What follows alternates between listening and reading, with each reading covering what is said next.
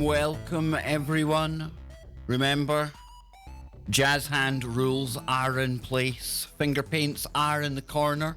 We've got Play-Doh for all of you as well. And yes, we've even got some synthetic humans. Welcome to the unsafest space on YouTube.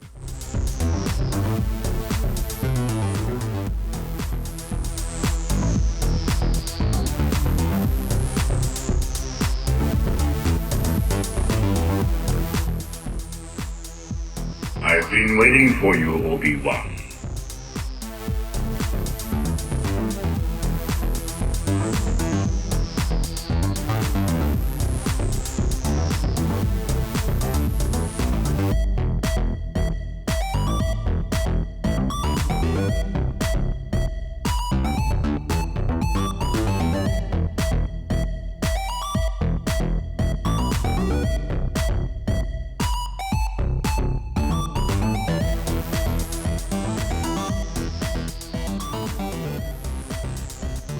Yes, ladies and gentlemen, Blade Runner, once a dystopic vision of the future. But the future is now. Yes, we have arrived at the time when Blade Runner was set. How much did it get right? Or was it beaten totally by something that didn't try to predict anything? Idiocracy IRL? Take a look around you. We are there. Scotty Lopez, how you doing, my very, very good friend, my esteemed colleague? I am doing absolutely fantastic, and it's great to be back. Yes. For another day of Idiocracy, right? Just another day in the real world, you know? Yep, the real world that is Idiocracy now. And I was quite blown away today, Scotty, because when I was preparing for the VIP lounge earlier on with all of the KBS Inner Sanctum peeps out there, I came across the fact that, unbeknown to me, I had no idea we were approaching this time. But much like there was a lot of hype around when Back to the Future, remember when the date came up that they travelled to in the movie? Remember all that? There was all that kind of hype surrounding we'd arrived at that time that the movie predicted and things. Same thing's happening right now with Blade Runner, Scotty. Because in the movie it's set in LA, November 2019. And here we are in the real world in 2019. So I thought it would be quite good to take a little look, see how accurate it was, see if it got anything right, see if it was mostly right. But then when I was thinking about this and predictive programming, it's all coming together today. Because yes, we often talk about idiocracy, and I don't think there was any intention for that to be predictive programming. Oh, but how accurate it is. And also, IRL, again in the real world, predictive programming, or some people's interpretations of potential predictive programming, have been very significant today. November the 3rd, 11/3, that date when we were told something ooga booga big was going to happen. So we're going to take a look at all of this, Scotty. It's going to be a good one, man. Yeah, it's very interesting how, you have all these dystopic sort of future movies that try to project and, predict what the world's going to be like. And then out of nowhere, it turns out to be Idiocracy, which is a comedy film that ends up being probably the most accurate if you think about it, as far as just how ridiculous things have gotten. So it's very interesting. But there are some things in Blade Runner that have come to fruition. And so it'll be interesting to see. Yeah, big time. I think it's going to be interesting to take a little look at. So let's dive into it. We'll be interacting with the chat along the way as we go as well. We've also got to look at some of the stories that add evidence to the Idiocracy, IRL, as I call it. And yes, we've got Florida Men in there. we have got really strange kind of things going on with the FBI.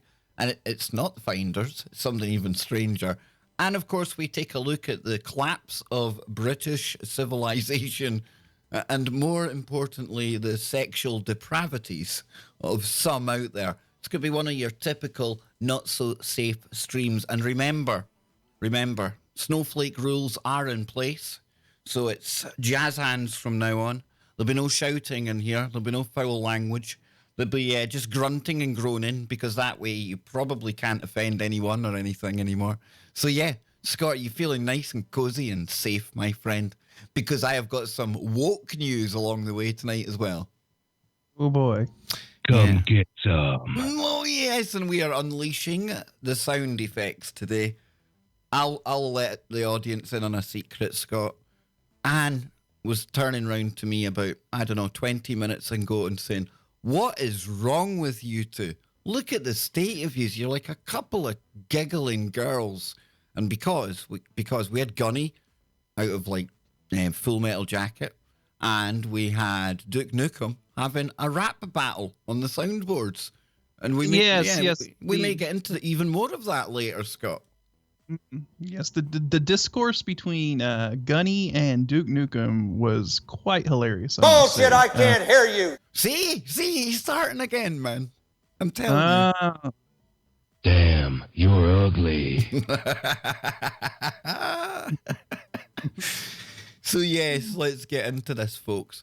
So like I say, Blade Runner. Maybe it was a movie you were into, maybe not. I think the current or the latest kind of remake, Blade Runner 2047, not so great. I did enjoy the movie. However, we're taking a look back at the original today. You can't beat the originals, right? So here, one of the first headlines that I came across was Blade Runner is set now. What November 2019 predictions did the Harrison Ford movie get right? So there's a trailer here, and I can't play it because it's courtesy of Warner Brothers. And I know Warner Brothers ain't happy when people play their stuff. So we'll just let people go and check in their own time if you want to go and see that trailer. But let's look at what it says. And myself and Scott will chew over whether it got it right, where it came close.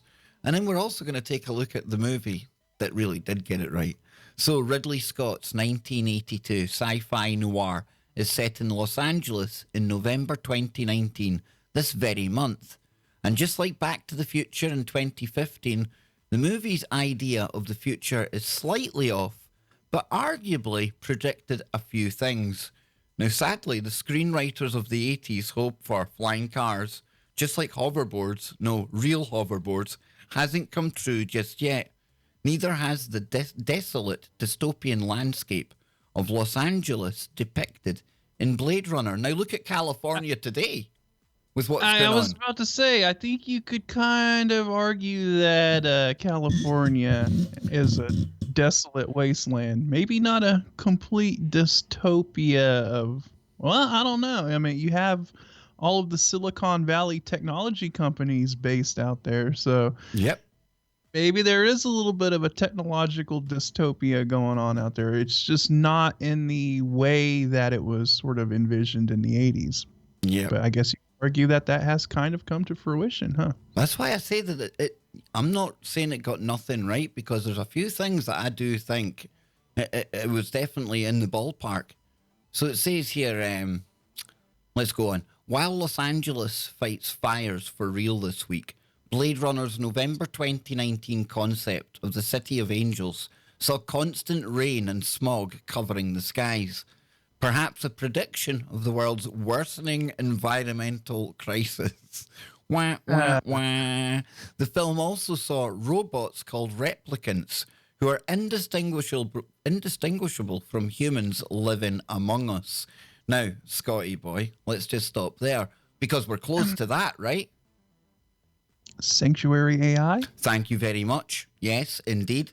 And I would imagine, Scott, there's going to be other companies out there akin to Sanctuary that we may not have heard of yet. Maybe some in Korea, maybe some over in China, Russia. There's going to be these companies all over, dude.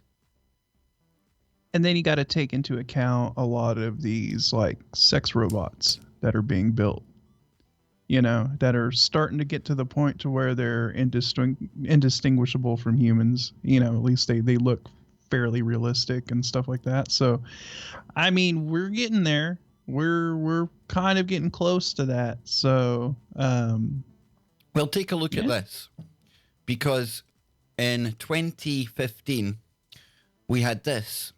These creepy ads for synthetic humans have Britain all freaked out. Now we're going to take a look at this here, okay, and then I'll explain what we're watching. Meet Sally, Hello, what can I do for you today? the help you've always wanted. She is faster, stronger, more capable than ever before. Sally is part of your family, a teacher. Look at Scott. I love when I see Scott's face like that, because that's the look I want on people's faces when they come to this show. I want them to go, holy shit, what's he found now? But wait, Scott, but Sally. wait. A helper. A friend. New generation persona synthetics, closer to humans than ever before. Yeah, so that's Persona Synthetics. Now, this caused absolute mayhem in the UK when it first aired. However, not everything is as it seems, okay? Because Persona Synthetics is this here. Now, it says, check this out. Important notice to all customers, product safety recall. And here we have some of the synthetics. You can chat with a synth. But it's for the TV show Humans, folks. It's a very nice little viral marketing campaign. Scott, I mean, come on. Look at your face when you were watching that, dude. And they went as far as they actually set up shops and things. They had all this. I mean, they went the full hog with it. But look, they had shops where you could go and see. So this was really... But the point I bring this up, folks, is because this is the time that we're now living in. And it might not be just around the corner next month. And it might not have been in time for Blade Runner, November 2019. But Scott, this is coming very soon in one way, shape, or form. It is. I mean, because we're seeing it really kind of being pushed in the light of like, we're almost there. They're preparing the public for it is really what they're doing. As opposed to it being, I mean, it's still being portrayed as sci-fi and all of that stuff, but it's being melded with what is actually being researched and worked on. And remember Nadine from Sanctuary AI? Nadine literally was going out from Sanctuary every day to a job at a science park, was getting paid, coming home at night again. And that's how close we are, folks, because Nadine is entirely a synthetic robot. It's just a lifelike robot, as Suzanne Gilder liked to say. She's bringing Westworld to life. And if they're trialing, Scott, at the point where they're allowing a robot to go out and work and come back again, then we're getting close. Now, at the same time, Geordie did say that they weren't close at all. Since we spoke, they've kind of pulled back on their public face because he's been saying how hard it is, and they're obviously a long way off being a shop in the high street like we were looking at a moment ago. But they're on their way. But to add to that, I mean, look, we have Saudi Arabia giving Sophia Saudi citizenship, right? Yep. I mean, that literally happened. And Sophia is a AI robot, and they're all talking about it at these technology conferences, at these global sort of technology meetings, and so we're on our way to this. And with the exponential curve of technological advancement that we see, happening yearly, it always seems like these things they perfect these technologies a lot quicker than what even we kind of would put our timeline on, of predicting when it comes, and so I think this stuff is going to be here very quickly. And within the next. Yeah, and look at the AI we looked at recently, Scott, right, where they're training it to play hide and seek, and literally it's finding ways to rewrite the physics in the game so that it can cheat to win. This was never predicted by the people that set it off in motion, you know? No. So imagine where this stuff is going to be in 2030. 10 years from now. It's hard. It's actually hard, 20, Scott. Yeah, it is. It is hard. And like I said, if you just think about the exponential curve of like processing in computers, and now we have quantum that is on the table now, quantum computing added to the mix and all of this. I just think we're going to see these advancements take these radical leaps that I don't even think we even can comprehend. Nope. Big time. Yeah. So it goes on to say then, we may not be there yet with AI, but robotics continues to advance with facial and voice recognition, getting better and better, making it harder to recognize the difference between the real deal and the created. Absolutely. Now, the world of Blade Runner may be mobile phone free, but it did predict technology ever-increasing presence in our life and mankind's reliance on it. Even without the iPhones, this dystopia saw Harrison Ford's Deckard and co. talking into devices, just like we use Siri today, just like we use our, what do you call it, that thing, Alexa. I pretended I forgot its name then. I'm just trying to offend it, Scott. So just 2 years ago, official sequel Blade Runner 2049 was released, and it flopped. Yes, set in the same world, this version of the future was described as one without mobile phones, just like the original film. Showered in 5-star reviews, Denis Villeneuve's Blade Runner 2049, still flopped at the box office. Nevertheless, Ridley Scott has plans for a possible third movie. So here's some of the things, and the BBC have been covering this as well, Scott. But here's a look at some of the things, right? Number one, robots are much smarter. What we've just kind of been talking about there. And then we come down. Where's number two? There it is. Video calling is mainstream. Now, obviously, Blade Runner, you've seen people using video calls. Here we are, Scott, using video calling software and streaming software to talk to, at the moment, 145 members of people around the world. Members of people around the world? Surely they're just people around the world, Scott, right? At 145, Come on, folks, hit share. Hashtag KBS Live. Yes, indeed. So, yeah, this has definitely become a thing. And it wasn't hard to predict this. I get that, Scott. But that was an obvious kind of communication tool. Exactly. And while Blade Runner may not have envisioned the cell phone, we can just go ahead and say, well, Star Trek did it. Yep. With the communicator. Absolutely. Right? So, Star Trek envisioned it back in the 60s. Yep. So. Big time. And then you've got, bit of music on as well. There we go. Homes are also getting smarter. Yep, big time. Virtual assistants feature prominently in the film. As Deckard returns home, he's asked for voice print identification and he steps into the lift. Deckard 97, he replies, while punching the same numbers into a keypad. Thank you, a female voice responds. We're there. We're absolutely there. Yep. You got your ring that you can put on your house, you got your smart house. It recognizes your voice patterns. I guess you could say that's your Alexa and stuff because you can tie all your lighting and smart devices in your house to your Alexa and control all aspects of your house through it. So, yep. Big time. So skipping down here. Lie detectors are still used. They use that there. And I would imagine now, Scott, they're probably able to look at micro expressions in real time and things like that with software. It's not the simple old polygraph of old now, right? Or just use AI to scan someone. Yeah, like you said, like little micro movements in someone's face, and the AI will pick up on it and flag it as, oh, well, then they're probably lying or they're not lying, So that's actually quite easy to train an AI to do that, if you think about it, Scott, because it's quite easy to give somebody a blatant lie to tell and then the AI watches a face that's lying, and if it sees any of these micro expressions, and folks, not to put us down, but this thing is going to see things that we don't see. It might just be the most slightest of twitches in a muscle, and that might be enough.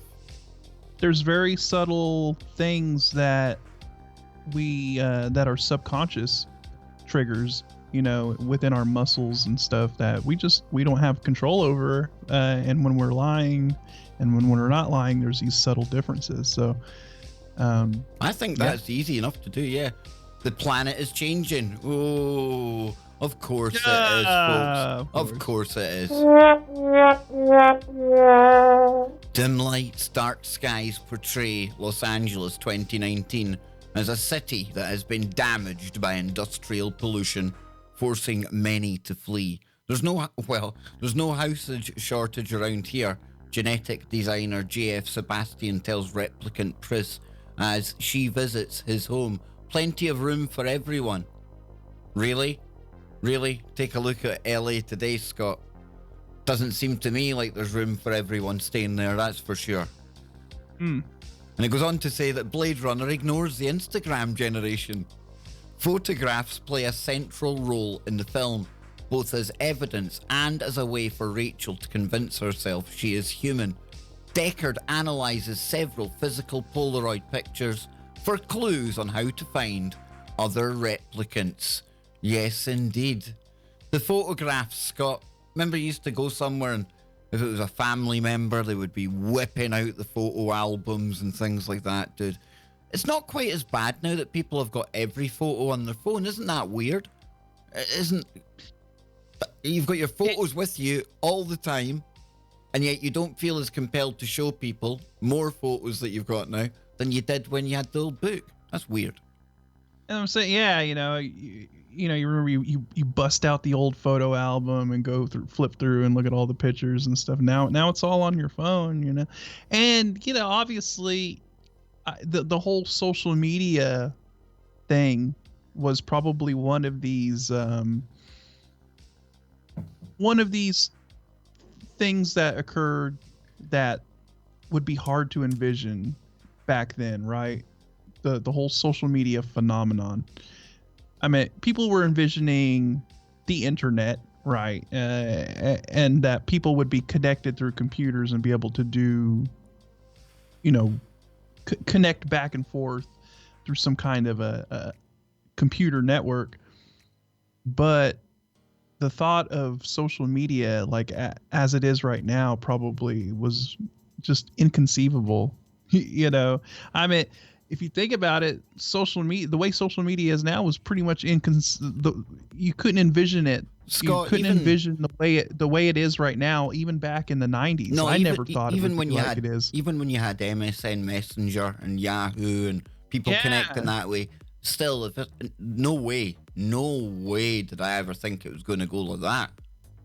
Even I thought, okay, so when MySpace was big, I thought that was going to be like the pinnacle, that was like the one, that everybody was going, I'm like, wow, this is crazy, you can have your little profile page. You don't have to make a personal web page. You just have your MySpace page. You can kind of connect with people back and forth. They can leave comments and stuff. But I never even thought it would morph into something like Facebook and Twitter, that they would take it to that next level, Instagram. And even if you had, Scott, right, you would never have envisaged the power that these companies have amassed because of the data that they've got the monopoly on, man. Yeah, you want to talk about... So here's an example of a dystopic future that has actually surpassed what was envisioned in movies or in sci-fi at the time. They never envisioned that kind of a dystopic scenario. I can't think of it. No, I can't think of anything that really predicted that at all. We had 1984 with the cameras and everything, and I suppose in a way that but it's not. Do you know what I mean? But you never had a sci-fi movie, at least, I would say from the 90s down, up to the 90s envisioning like a scenario where people are willingly giving their data on some kind of a social network, and that would be fed into a government and corporate database that they could use to track everybody. I mean, if you think about it, that's a crazy scenario. That's a crazy scenario that played out that no one envisioned. Yeah. So we got to look at that aspect too of what has happened that they never even thought of. Big time, Scotty boy. And flying cars. Now, Elon Musk said he thought about flying cars, but it's just not doable. He was looking at maglev technology and all of that, and he said if you think the car crashes and road traffic accidents are bad statistics, you just let people fly around and it's going to get 10 times worse. So that's And why he imagine the decided noise to go pollution. underground. Yeah, imagine the noise pollution of having thousands of That would just be a flying cars nightmare, above dude. your house. That'd just be Oh, a nightmare. That Yeah. would be horrendous. So yeah, there's some of the things. Number 8, most hairdressers still look like hairdressers. I don't know. If you see the one Mike Evan goes to, they don't wear socks, Scott. There's a lot of soy kicking about in the back of the building, I think. Kev not happy. So yes, there's one film that got some things, I reckon, it got some things in the ballpark, and we should never put dates on anything, as we're going to see in a moment, but that got things in the ballpark, Scotty, you know, the synthetic humans, stuff like that, the video calling, some of the technology, and this predictive programming thing, the fact that some movies can almost miraculously and magically contain information about the future that we're moving into.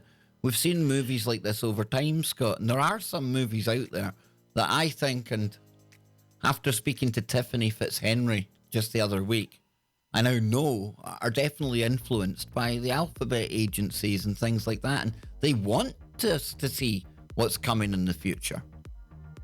I think Minority Report is a very good example of a movie that really sort of envisioned a lot of the stuff that we're seeing come to fruition today.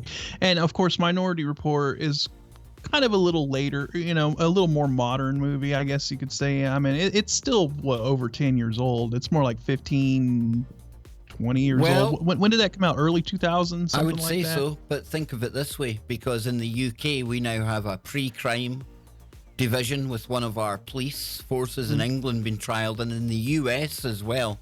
They are looking at some kind of disruption or disruptive program. It's basically pre-crime, Scotty.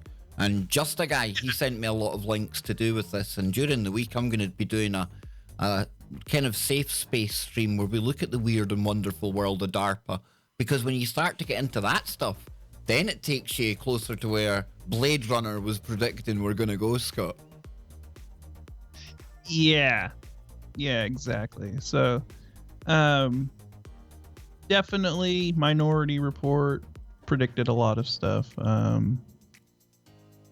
or kind of gave that predictive programming to everyone of, hey, look at what's coming. But I would say that movie was modern enough to where I guess you could probably at that point, by the early 2000s, especially in the post 9/11 world, you could envision something like that would be something as far as a dystopic future scenario, with the Patriot Act and all of that being implemented. Yep, and you see that, I mean, there are some movies, exactly. I mean, you've got The Lone Gunman, that episode of the X-Files, the kind of standalone episode that was out there. And there are certainly some things that do point us to future events. But then, that doesn't mean that any time we see numbers or landmarks or cities, we can't then just automatically jump to the conclusion that something bad and nefarious has been planned. And a big shout out to our friend Susie Lewis. She's not here tonight. She was having a well-deserved whiskey earlier on, because the newest Wookiee has been added to the KBS family. Yes, her new grandchild arrived on November the 3rd. And how synchronistic, Scott? Because it was Susie who first told me, or first asked me, Kev, what do you think about this big event on November the 3rd? And this was weeks ago, right? And then she alerted me to what was being said about numbers that had been showing up in movies and potential predictive programming pointing to something happening in Seattle. But isn't it a bit strange, Scott, right? How we often talk about, when we put attention onto a date or anything, it amplifies it. It can make things happen. And there's Susie waiting patiently for this baby to come along. And the one date that she's been focusing on online because of the information out there, and it's not a criticism, but go with me, she's been focusing on November the 3rd. And there was a big, huge world event in Susie's life on November the 3rd. Maybe not the one the internet predicted, but the baby she's been waiting for. How weird is that, dude? Very interesting. Very weird. Interesting. Very weird, man. Pretty interesting, and congrats. Yes. To Susie. So a big congrats. And of course, for anyone out there wondering what we're talking about, this was a prediction that was made that, like I said, there was going to be something big happening today at the Seattle Seahawks and Tampa Bay Buccaneers. Yeah. Yeah, it was the Seahawks and the Buccaneers game. Well, there was meant to be something big happen at that. Yeah, and here we are, Scott. After the fact, we made it through it. Now, this isn't one of these, look at us, we told you so. No, not like that. Nothing like that whatsoever. However, let it hopefully serve as an example and as a learning tool for the next time something like this comes up. And it's interesting to watch these dates, but I didn't put too much into it. I didn't pay it too much attention because that in itself, Scott, paying attention, focus, energy goes into it. And at the same time, big man, right? At the same time, did the people talking about it prevent something from happening? I don't know, but the thing is that, we've been doing this for so long, Kev, right? That we've seen these dates come and go time and time again. When people say that, oh, look, and they're like trying to connect these dots, and it's like a lot of confirmation bias, right? And then they kind of whip together this theory they have and this prediction that they have that something big's going to happen. Yeah, once you settle on the date, Scott, and once you settle on the location, you best stop looking for info at that point, because from then on, you're trying to find things to fit your predetermined narrative or idea. And if you look hard enough and long enough, you're going to find things that fit. Oh, look, if you look at that, like out the corner of your eye, it looks almost like a landmark in Seattle or something. And there's that number again.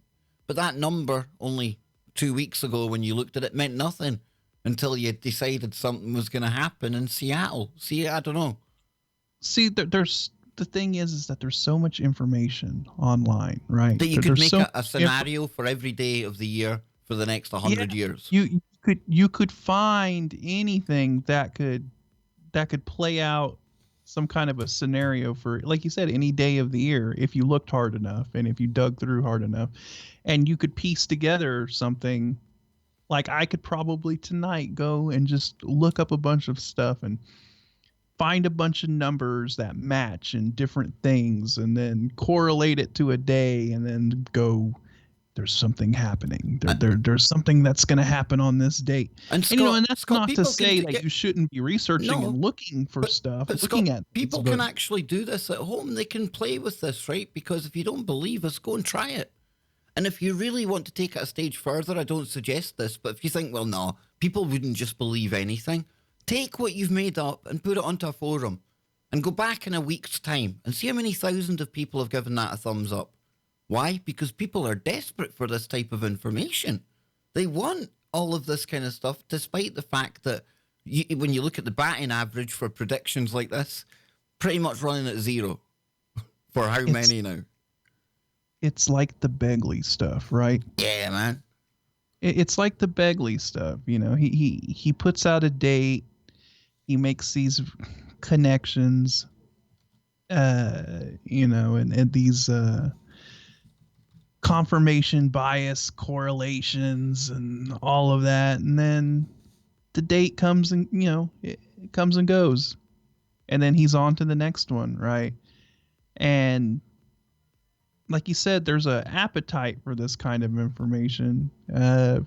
People seem to grasp onto this kind of stuff and latch onto it. It's almost like a logic is frowned upon, because even when you don't like disagree with whatever the theory is, Scott, but you just offer up maybe like what we're talking about here.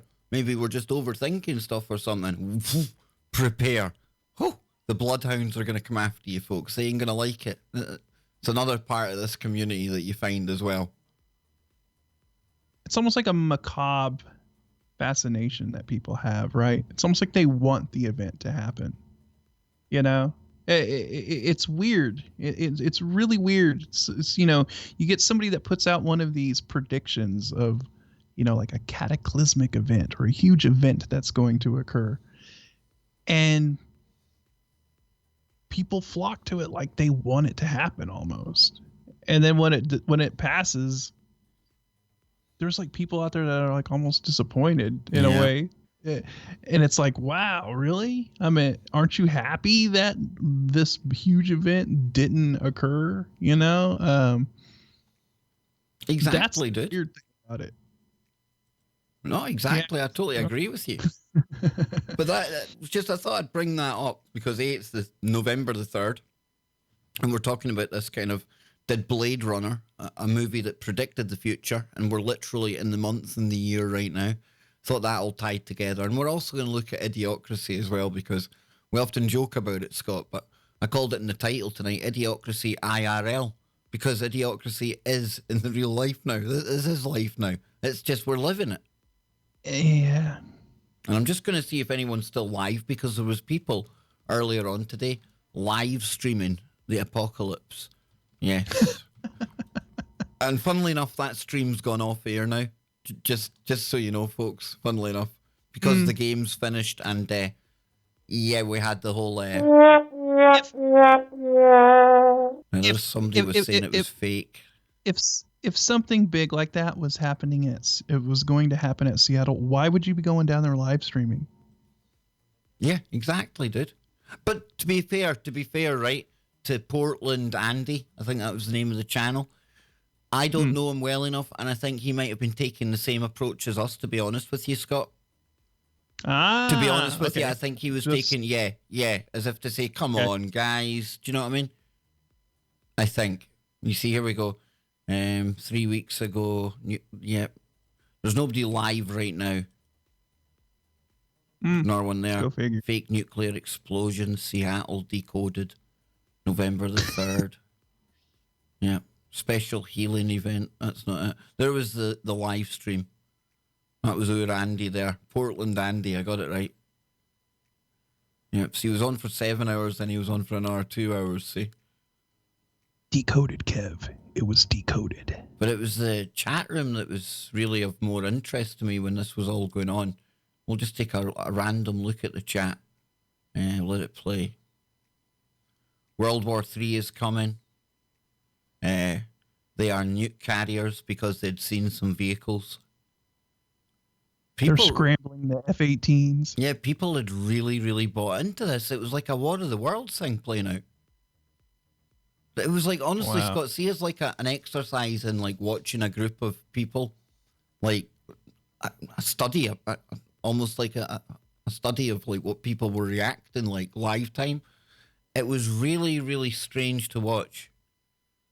Really strange. It's like a really interesting case of like sociology, right? Yeah. See how people react. Planes are getting ready. If today is real, they're going to destroy the pyramids in Egypt. A fake Donald Trump is going to be dead in December. A fake one. Oh my God. I know. And folks, listen, it might seem like I'm like making fun of these people. I really am, and I'm not, because I've been there when it was Elenin and all that kind of stuff, Scott. I've been there, okay? Yeah, we've all been there at one point, especially when you're like... It's just an exercise in watching how it's almost like we are all living in a movie, or some people think we're in a movie, but to the point where they've forgotten this is real life. Like you say, almost disappointed when the thing doesn't happen, but almost unaware of the ramifications in the real world if it did happen. Do you know what I mean? The thing is you got people that are just, quote unquote, waking up, right? And the issue is that, it's happened with all of us, right? Whenever we realize that, like, we've been lied to, and that not everything is as it seems, right? And that, yes, the government does lie to us about stuff, and that there are cover-ups, that there are actual conspiracies out there. The problem is when you first wake up to this stuff, you tend to kind of swing to the to the extreme of the pendulum, right? You go from being asleep to, wow, absolutely everything is a conspiracy, and that everything is a lie, and that, and some people just get stuck there. They just get pegged out, on that. And Scott, I remember at the time when I was in that, I used to be really big watching my TV, as you do when you're asleep. You do your thing, and it became more entertaining, and the adrenaline rush that I got from all of this, it's almost quite addictive. I gave up the TV because I was getting more entertainment and more kind of value from being in this world where everything's going to be happening, or something's happening tomorrow, or Obama's going to be doing this, and FEMA camps here, there, everywhere. FEMA camps, I was laughing about this the other night. I'm in bloody Scotland. What the hell was I worried about FEMA camps for, Scott? Do you know what I mean? No FEMA over like here. Me getting all, obsessed about things happening in Europe and the royals. And I'm like, well, what are the royals? How are they affecting me? Right? But I mean, there are things there to look into, right? I mean, it's not like you just ignore the stuff either. That is correct. Yes, that is correct, Lord Vader. But the thing is that you got to think of it as like a pendulum swinging back and forth, right? And eventually, after a while, the pendulum settles somewhere in the middle, right? You can't be completely asleep, and you can't just think that every single thing is a conspiracy and fake. You've got to just find that equal balance, and then that's where you got to settle. And I think that's where you kind of gain clarity, and you got to let logic kind of dictate everything. And so, I mean, that's where we're at right now. That's where me and Kev are at. We've been doing this a long, long time. And, I don't think a lot of people out there realize how long we've been doing this. I've been doing this even before I met Kev, and I was doing this long before I met you. You don't know the power of the dark side. But we do. We do know the power of the dark side. We certainly do. Yes. So that's the thing, people. When you got a bunch of people out there putting dates on stuff and predicting stuff, you immediately need to be pretty skeptical of it, because these things have come and gone many, many times. And there'll be more. There'll be more. There'll be plenty more. There'll be plenty more. Now, if they really, really have something to back it up, like some really like legit hard info that they can kind of like validate that something is going to happen, then, look into it. This channel is a veteran of the Truth Wars. Check this out. Oh, really? There's one channel joined May the 10th, 2011. Now, let me just explain on top of that I had two rather successful channels before that as well, back in the Wild West days, even pre-Google on YouTube.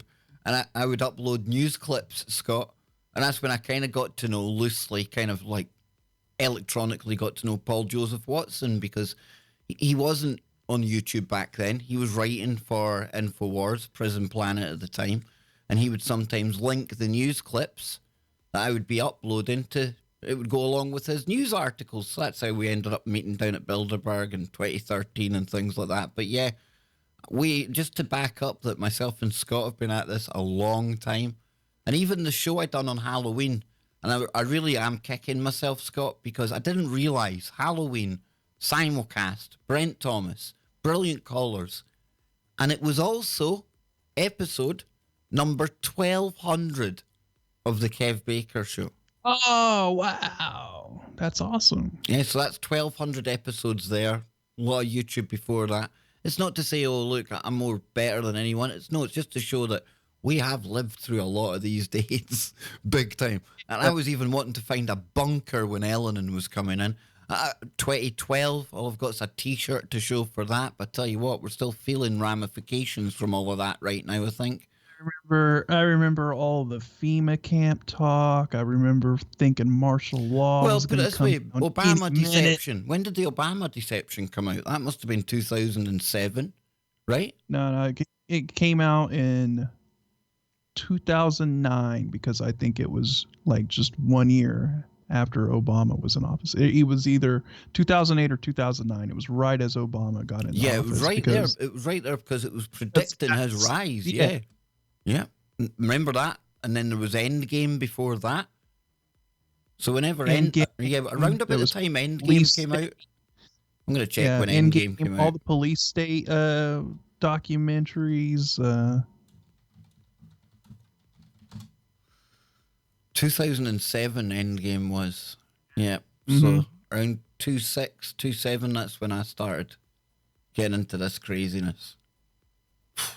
I kind of got into it a little bit before, but mostly it was because of my anti-war stuff against the Iraq War. I realized, oh man, remember when it got real bad in the Iraq War and the insurgency started? Yep. And just that's when I was like, man, this is wrong. This is not right. That's when I was there. We'll put it this way, Scott, right? To give you an idea of where my mind was at that point, I was looking at that and really strongly contemplating and quite devastated at the fact I had a young family at the time because I wanted to go over there and work as a private contractor. Because of the ex-military, it would have been easy enough for me to get there.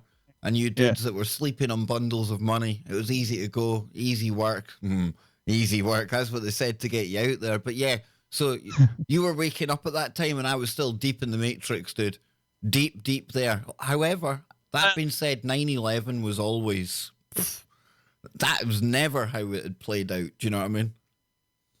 See, and that's the thing. I was one of those people that bought into that. You know? I bought into it. I never really questioned it until I started doing, my opposition to the Iraq War. And then somebody was like, well, you probably should look into 9/11 and all of that. And then I actually went and watched, remember Zeitgeist? Oh, yeah. The first Zeitgeist film. Yeah, and I watched the breakdown of all that. And that's what and then from that point on, Yeah. And the rest is history, folks. But when we first got into this, Scott, the world wasn't as we'd been told, obviously. But I tell you what, it wasn't even close to being as batshit crazy as it is now. And that's why I bring into the mix tonight a movie that probably didn't intentionally predict the future. And it wasn't looking at November 2019. It was looking way, way, way advance of that. But I think it got it uncannily right, Scotty. And that is, of course, Idiocracy. The world wasn't... Yes. It might have been mad, and it might not have been the way we'd been taught, but the world was nowhere near as crazy as it is now. And even back then, it seemed a little crazy because we were just having the scales pulled back from our eyes and we were seeing things in the right light for the first time. Still wasn't anywhere close to where we are today.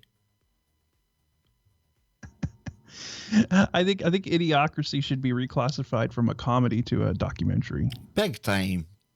And for anyone who hasn't seen it, okay, it says, and the only reason I ended up seeing it was because Melissa And Aaron Dykes kept on saying, "Oh, come on, Kev, surely you've seen that." I'd say, "No, I've not seen it." And they would almost insist that I watched it because them and Popeye would say, "Kev, this is the future. This is where we're living now." And I seen it one day on Sky Movies or something flicking through.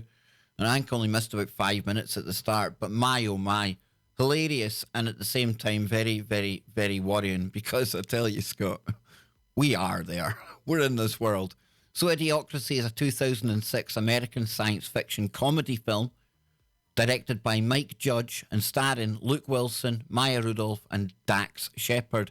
The film tells the story of Joe Bowers Wilson, an American soldier who takes part in a classified military human hibernation experiment, only to accidentally awaken 500 years later in a dystopian society where mankind has embraced anti-intellectualism, check, and commercialism, and is run rampant, and which is devoid of intellectual curiosity, social responsibility, and coherent notions of justice and human rights. Now, the film was not screened for critics, and distributor 20th Century Fox was accused of abandoning the film despite its lack of major success, blah, blah, blah. Mere, $500,000 at the box office, but it's become a cult film. And the reason it's become a cult film, Scott, is because it was so bloody right. This dystopic future it was looking at, it had uncanny parallels with the real world. Mike Judge basically,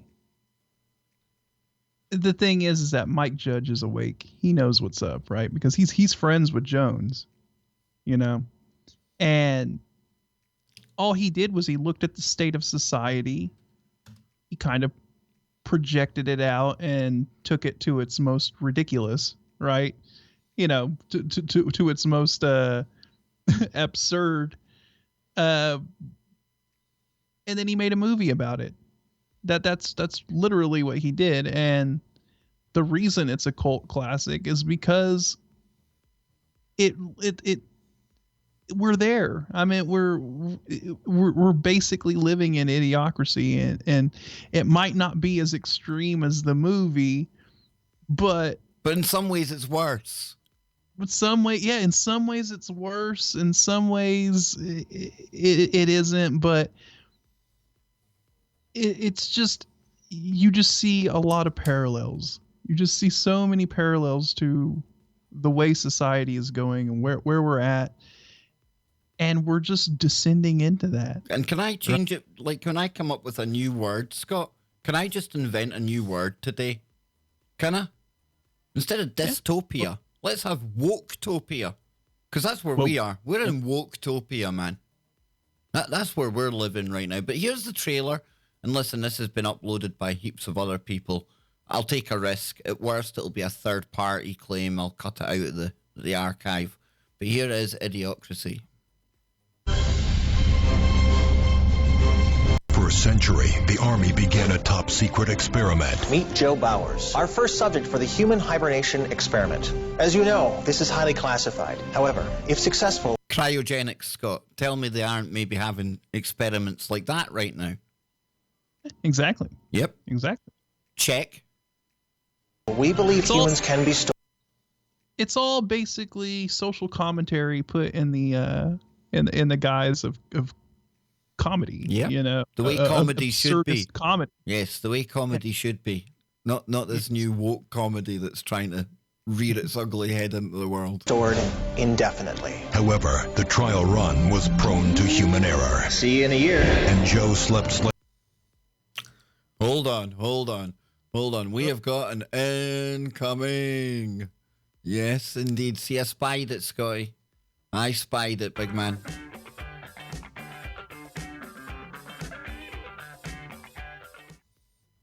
Yo, Kevin Scotty, what up? All you chat peeps are cracking me up. Great to see y'all.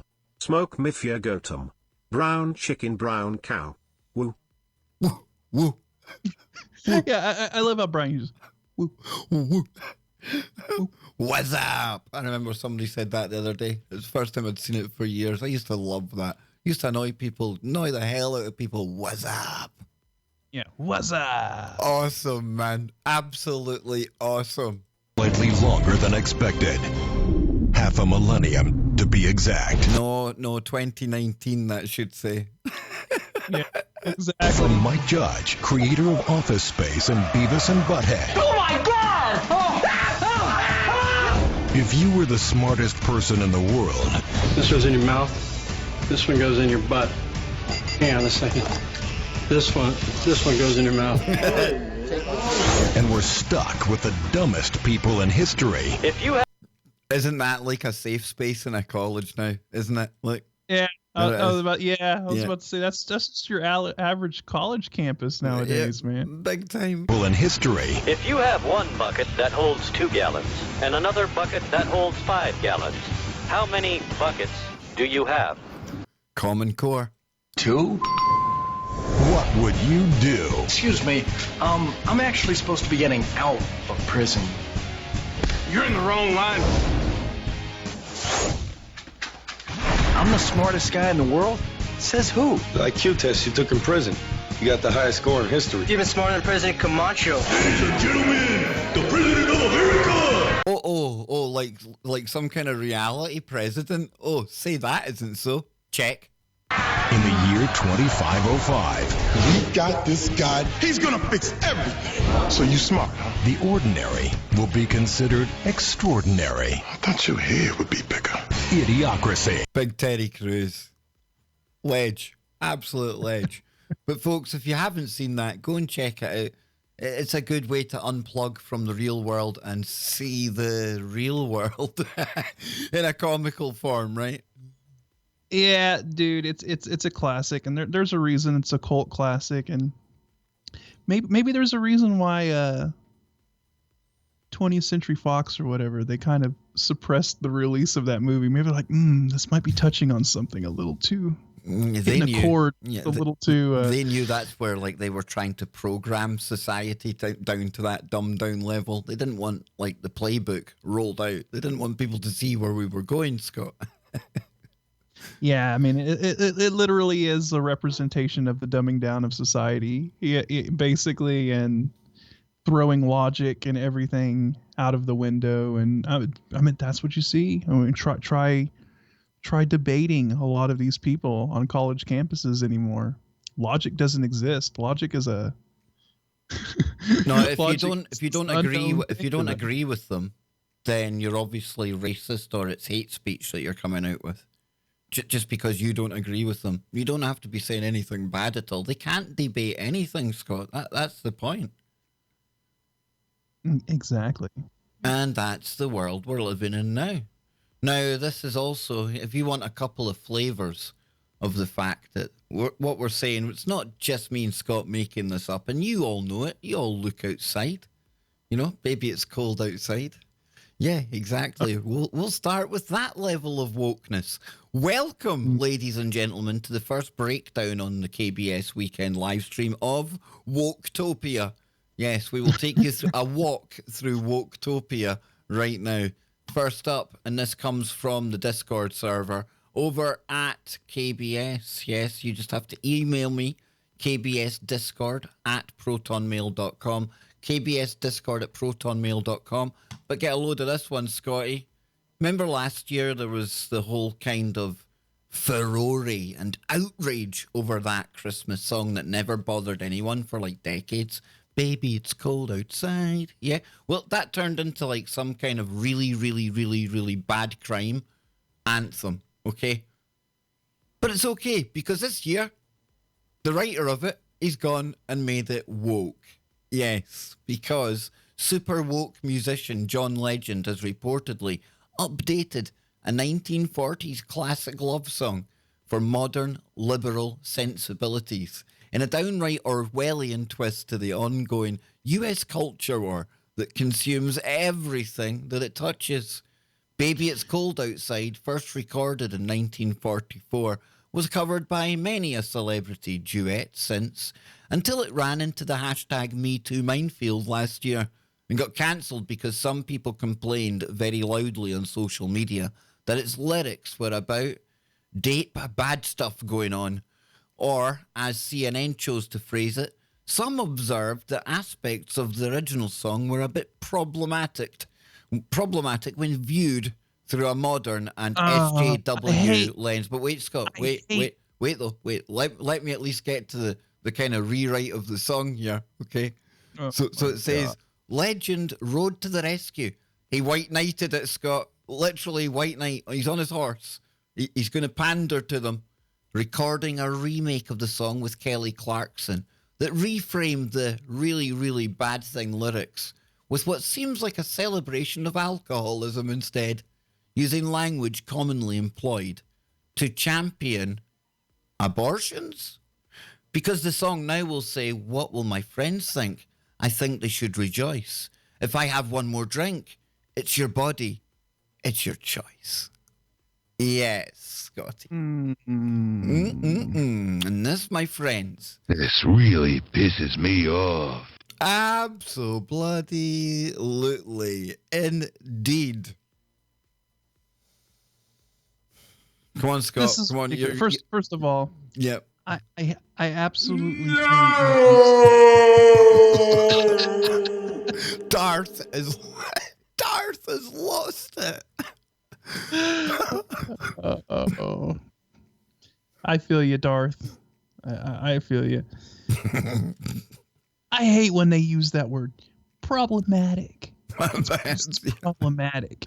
A song that was fine for years, Scott.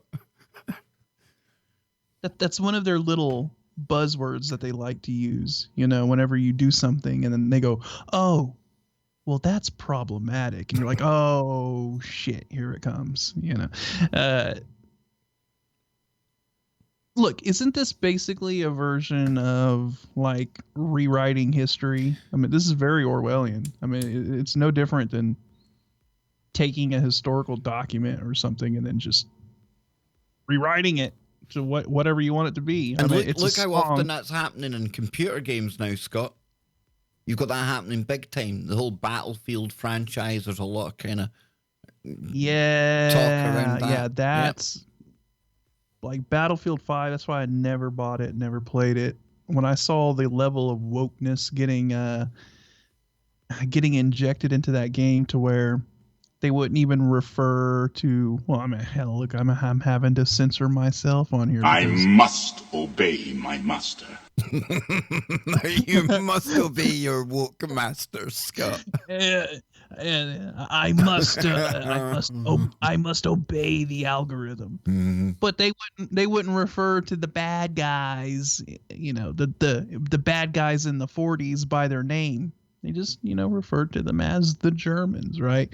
And they sanitized everything, removed all historical emblems and symbols from the game, and made it all nice and squeaky clean, And look, if you're going to be playing a war game that represents history, you probably should at least make it somewhat historically accurate, right? But what's the next thing we're going to change, though? Are we going to have to stop saying the word mankind? I mean, are we going to have to go for person kind and things? I mean, are we going to have to rewrite everything? That's what Trudeau said. He got all uptight when somebody said mankind.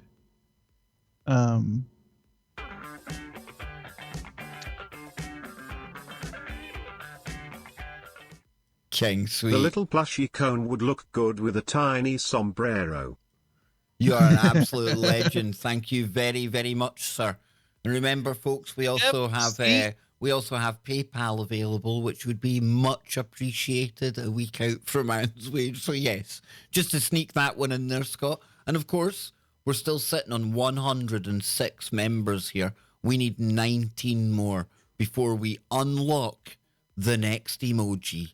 Yes, maybe we can have Anne's pterodactyl lie. Well, have I not told you about Anne's pterodactyl lie? I'll tell you about that this week, okay? I've even got photographs to prove it, folks. Scott, wait till I tell you about this after the show. It's the strangest thing I ever have seen. It truly, truly is. The positions some people get into when they go to sleep. That's all I'm going to say, all right? That's all I'm going to say. Smoke weed every day. Indeed. Yeah, we definitely. Here we go with another interesting crossover between Mexico and Scotland. King Sweet, what's that sombrero on the cone? See? We could call it the mix sombrero. Could we have like a tartan sombrero? That would definitely be the way to go, right?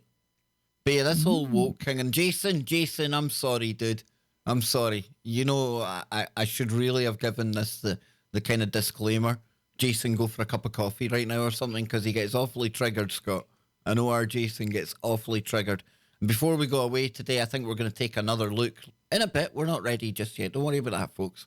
But Scott is showing Scott the red orb that Jason captured. And of course, because we had member-only chat on earlier on, we couldn't get the full discussion of everyone that watched it. So we'll watch that again before we leave tonight. And we'll hang out with the chat room as well, because yous are a big part of the safe space. So yes, Scotty, we've got this story here. The one about cold outside, you know. It's your body, it's your choice, getting nice and woke there. We could take a pick of a lot of woke kind of stories. But I've got other things here that point to the fact that we're in the middle of Idiocracy, IRL, / the collapse of civilization. Because in the UK, traffic cones was one thing. But this is something entirely different. Why didn't this bloke just leave things alone? Literally leave things alone.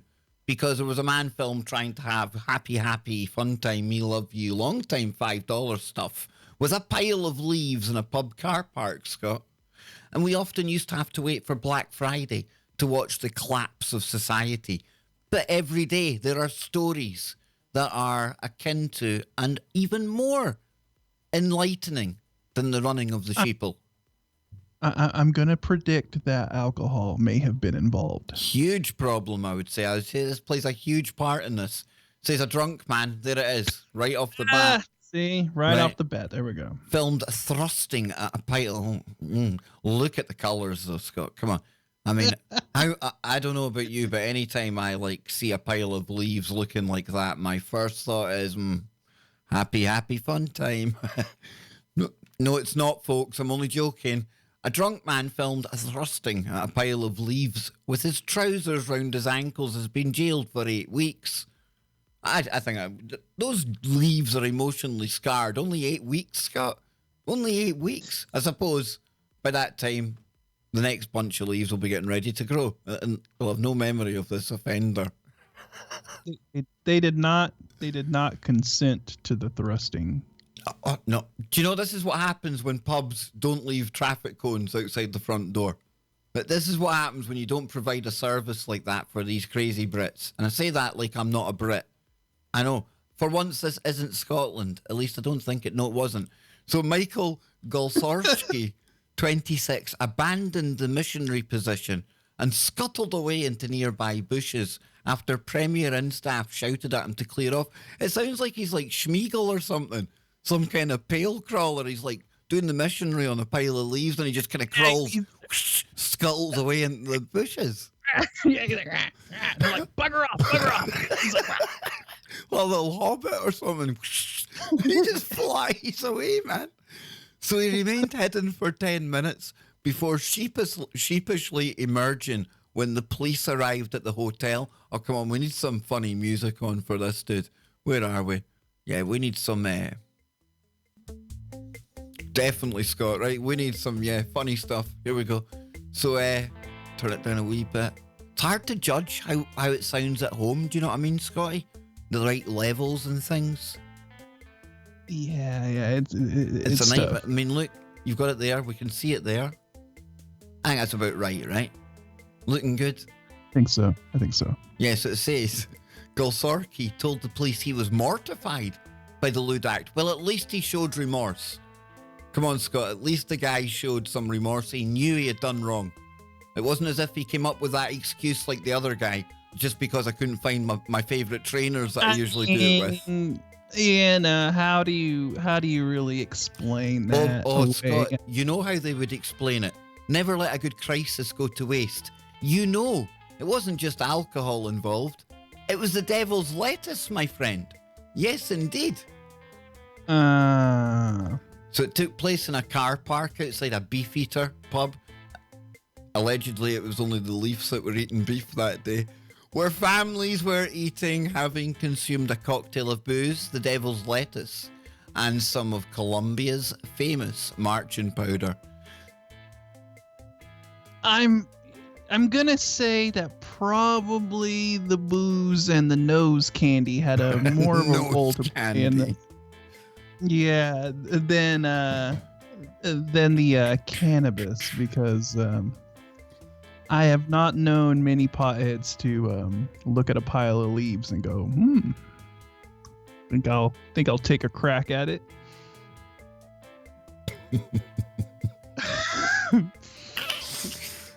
Imagine these poor people that just looked out the pub window and seen this lunatic try to hump a pile of leaves. I hope he tore the skin off it. I really hope he tore the skin off it, man. I'd have gone out there and poured a boiling kettle over his arse, I'm telling you. So it says here, mobile phone footage of him apparently trying to have happy fun time with the pile of leaves was shown at Stockport Magistrates Court, where he admitted outraging public decency and possessing the devil's lettuce. Yes. Magistrate Edward Tasker told him, think about your life. What are you doing with yourself, man? You're trying to hump leaves. Make sure you do go out and seek help. Unfortunately for you, it is you who have found yourself in this position. In a statement read to the court, an unnamed hotel worker described how they and a colleague became aware of a male acting suspiciously in the hotel car park. We saw a white male with his trousers down and we could see his bum. There was nothing between me and this male. He was about a car length from me and appeared to be having happy fun time. At one stage I shouted at him, "What are you doing, you dirty B word?" And then he leapt up, pulled his trousers up and sat in the bushes. See, that's the weird bit. Why not just run home or something? Why go and sit in the bushes? That's weird. Not as weird as what he was doing with the leaves, but obviously. I'm sure the remorse and the embarrassment dawned on him, and he's like, "Oh, well, let me go sit over here and wait for the police to arrive." You hear the sad trombone, though, you know, wah, wah, wah. Sitting having that word with yourself, you know, what was I doing? Big time. So it says, defending Neville, Warburton said the staff from the hotel did ask if he was all right, but he was in quite a terrible state. He had no recollection of the behaviour described. Right, can we now then, Scott? Pause the music. Does this now go from a really funny story to a case of demonic possession? Well, I mean, he was consuming spirits. There we go. It sounds like he did have great remorse when he came around and realised what he was doing. Now, if this pile of leaves was in the middle of a parking lot, man, I'm assuming that there's a little bit of damage done to the nether region. I would say so, man. If you're thrusting into a let's face it, you're basically banging the road at that point. Yeah. Yeah. I'm sure he wasn't feeling very good the next day. Yep.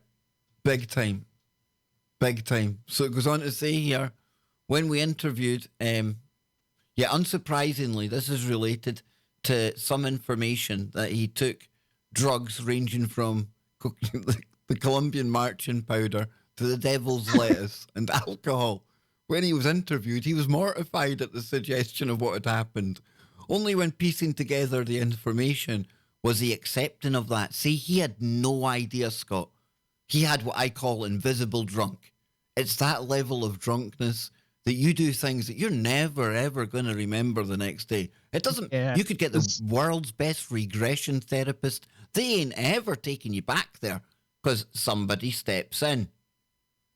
I'm telling you, he was blackout drunk, and then riding the white horse on top of it was not a good idea.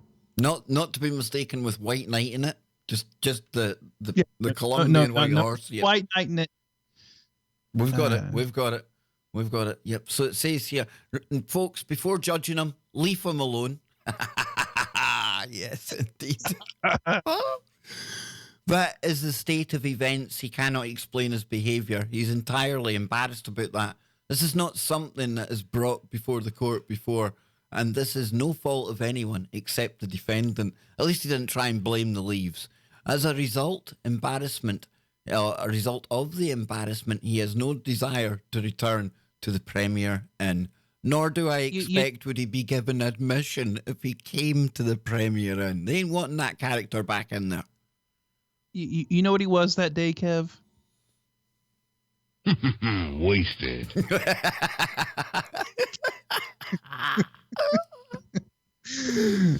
Oh, Scotty Lopez. Indeed he was, my friend. Indeed he was. What the hell is wrong with people? That's all I have to say about that. But now we'll take a look at some of the weirder stories out there, as we tend to do while we're here on the weekend stream. And this one, Scott, I don't know. This one's got... This is kind of weird. This one's a little bizarre. Yeah, well, here we go. Now, this is one of those ones, folks. We're going to put it on the screen in a moment.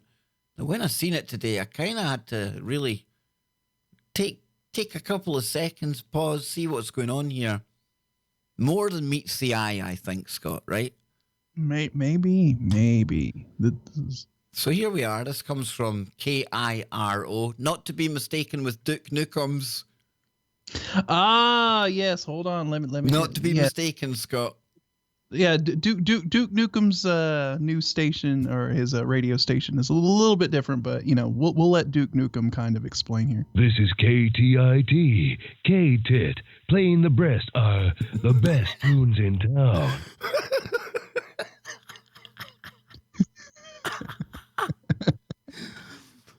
Oh, sorry, folks. I'm sorry. Just too much fun. But look at this. How weird is this? I shouldn't be laughing because this is more of a serious one, but weird. It's in that kind of mysterious. Is there something more going on? Is the person under some kind of mind control? FBI, driver of a car with strange message about Russia written on the side surrenders. So it says here, let's blow up. The person who drove a car up to the back gate of the FBI's office in Pittsburgh South Side and left it there has been found. He voluntarily turned himself into the FBI this morning and appears to be suffering from an unknown mental illness. Now that comes from FBI Pittsburgh spokesperson. A bomb squad was called and FBI agents worked with Pittsburgh police on the investigation into the incident, which was reported shortly before 5 a.m. on Thursday. Now, the car, which was parked in front of a gate to an entrance behind the building, had writing on the driver's side. And it said, Russia plants micro radio devices in people's ears and controls them using a sound similar to a dog whistle. Subliminal hypnosis. Now, here's an actual image of the car here. And on the bonnet, it's got Spygate. So it goes on to say investigators and a K9 first searched around the car, and once the bomb squad arrived on the scene, a robot was used to inspect it. And after the bomb squad cleared the car, it was towed from the scene for evidence. Weird one, Scott. Weird one. Because it says channeling. Yeah. What do you think, man? Something weird going on. Do you think this might be targeted individual? Maybe, but see, it's tough. It's tough to. This is where we get into the realm of because it's hard. It's really hard to know if someone's actually a targeted individual or if they actually suffer mental issues. This is one of those things where we know that there have been targeted individuals. Big time. Right. So, that's like a confirmed thing. but it overlays with people who have mental issues. And I mean, and that's part of the reason why the targeted individual thing works so well, because they can just be discounted as having a mental illness. And I remember Dr. Eric Hallstrom, Scott, to back up what you're saying, he had documents allegedly from FBI, CIA, alphabet agencies, talking about just what you're saying there. Make the targeting so that it's very deniable, so that when people report what's happening, it can easily sound like they're just a little bit paranoid. It's actually deliberate that they do it that way. And I'm like you, Scott, and I work closely with Ella Free, and she is very prominent in the targeted community. She's got her own show on TFR, and we talk about this often, and she agrees with what we're saying here, that it's so hard to tell and make out the difference between who's really been targeted. And you don't have to be anyone special, folks. This is entirely random. That's the hardest thing to work out, and it's so vast as well. But who's real? Who's maybe got issues of their own? And that's no criticism at all, Scott. But it must be hard to, like we're saying here, differentiate. But when it comes to this kind of thing, subliminal hypnosis, it's the kind of thing that these people do talk about, and rightly so, because we know that's real.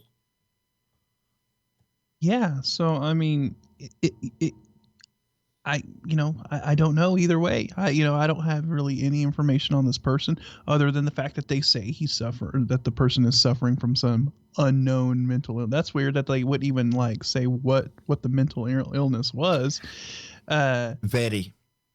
Why didn't they just say, oh, well, this guy, is schizophrenic or something like that? But they're like, no, he has some kind of unknown mental illness. And it's like, yeah. So I don't know. It makes you think of the whole. Remember the whole incident at the Navy Yard, the Navy Yard thing, and the guy had scratched into his weapon. My ELF weapon. And do you remember even before that there was the car chase? It was somebody that worked at Fort Detrick or something like that, and they tried to get towards the White House, and you remember that? That was a weird one as well. So much weird stuff. And remember we had the guy that sent all the fake devices to all the news stations, and he had all of those weird stickers and stuff plastered all over his van and all that. Scott, for all we know, this could have been some training drill for reacting to a vehicle. You know what I'm saying? For all we know. Who honestly knows, folks? It's just a weird one. And that message on the side of the car, very reminiscent of my ELF weapon. Very, very reminiscent of that scenario. Yeah, that's the first thing that popped in my head. I was like, Now, I must admit, Scott, I hadn't thought of that at all until you mentioned it there, but very, very reminiscent. And for anyone who doesn't know that, take a look.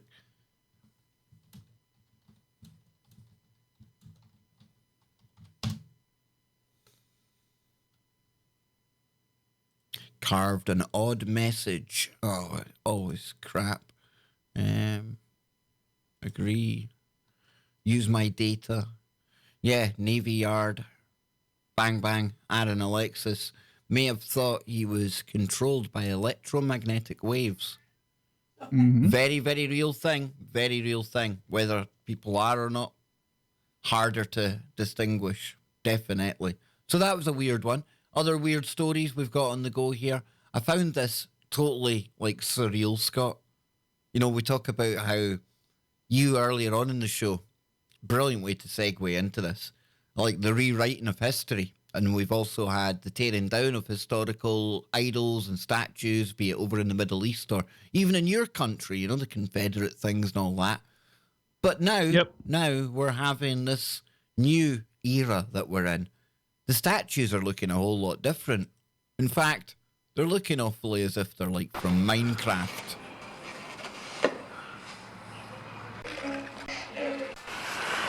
Where is it? There it is there. There it is there.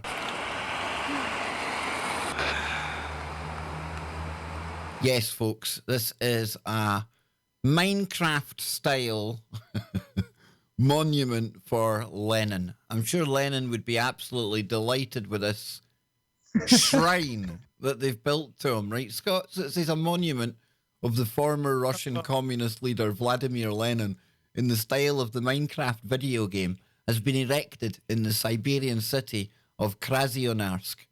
So, or Krasnoyarsk, oh, that'll do.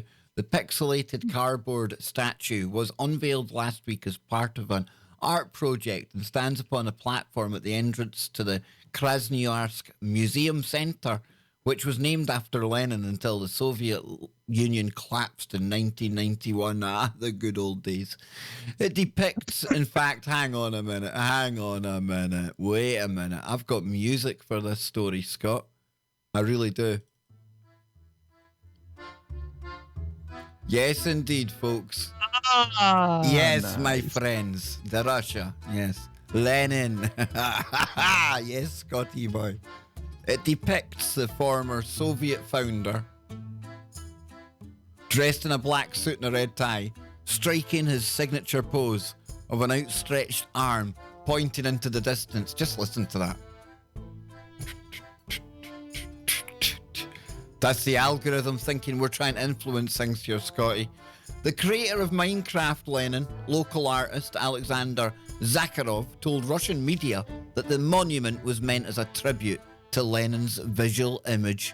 He added that he expects it to disappear within a month. Oh, don't do that, as the cardboard structure gets softened by snow. Is it a snowflake, Lenin? Oh, shit. Oh. Images shared on social media showed people rushing to snap photos of the Russian revolutionary and posing alongside him.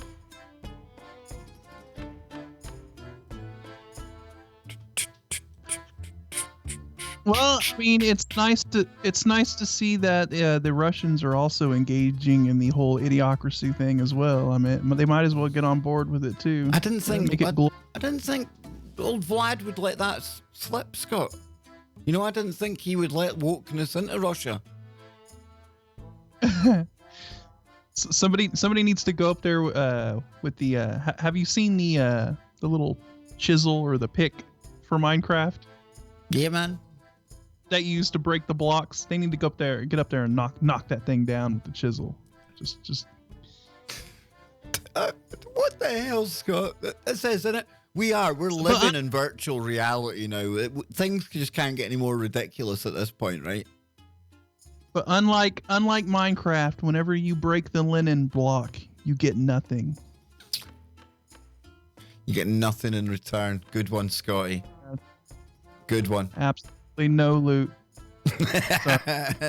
Niente, zero, zilch, nothing, feck all, out of there. Smoke weed every day. Yes, indeed. So that was quite a funny one. A bit of a Florida man story. Will we have a Florida man story? Florida teen. We got a Florida man story. All Florida men are Florida teens at some point. So we want to almost document the journey to becoming a Florida man. And this really does. It paints a very disturbing picture indeed. What do Florida potential men get up to? Well, this one here allegedly sought a hitman on Instagram and offered $100K for a high school staffer's head. Oh, Scotty boy. I have you now. Oh, yes, they have you now. You better believe it. Was this what he was thinking? I'm going to kill you old style. Apology accepted. Who knows, Scotty? But yeah, says here Florida teen was arrested on Friday after authorities say he used Instagram to try and hire a hitman to kill a staff member at his high school. Come on, Scott. What doughball uses Instagram to do that? Do you know what I mean? Come on. Dumbest criminals, dude. Hashtag dumb criminal. Got to be. Potential Florida man. Yeah, well, I mean, this is Duke's take on it. You're an inspiration for birth control. Your powers are weak, old man.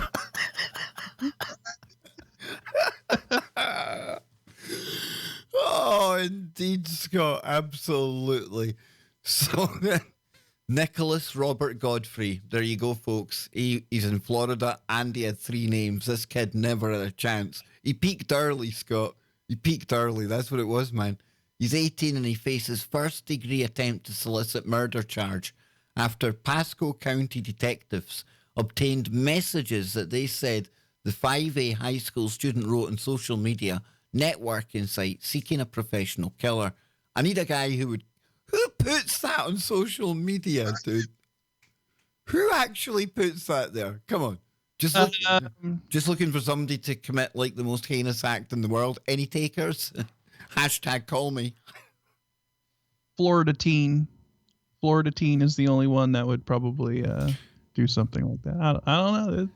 And we're not a smart move. No. Not a smart move. Nicholas Robert Godfrey. No, we're going to be doing a show soon with Ryan Gable on the Secret Teachings called Florida Man, aren't we, Scott? Where we're just going to look into the strange and wonderful cryptid that is the Florida male. So it says here, I need a guy who could kill somebody, Godfrey allegedly wrote in one of the messages, offering $100,000 for the guy's head. No joke. I need him eliminated as soon as possible. What the hell had the person done to him? So Pasco County Sheriff Chris Nocco told NBC News that the threat itself represents a serious crime, whether Godfrey intended to follow through or not. Oh, so Scott, even if it turned out you were joking about something like this, that's enough to get you done? Yeah. Not that there's any real kind of scenario where you'd be joking about this, but you know what I mean? You know, I mean, you probably shouldn't be joking about something like that. And you probably should be aware of anything you're writing online, right? Yeah, I mean, how stupid to post something like that on social media. What? Is that like universal karma? Is that like the wheat, separating the wheat and the chaff, you know? Yeah. I bet. Yeah, that's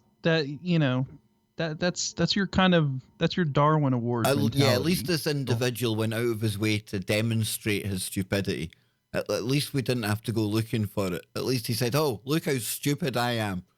He should probably be put away for stupidity. He's more stupid than he is dangerous, I think.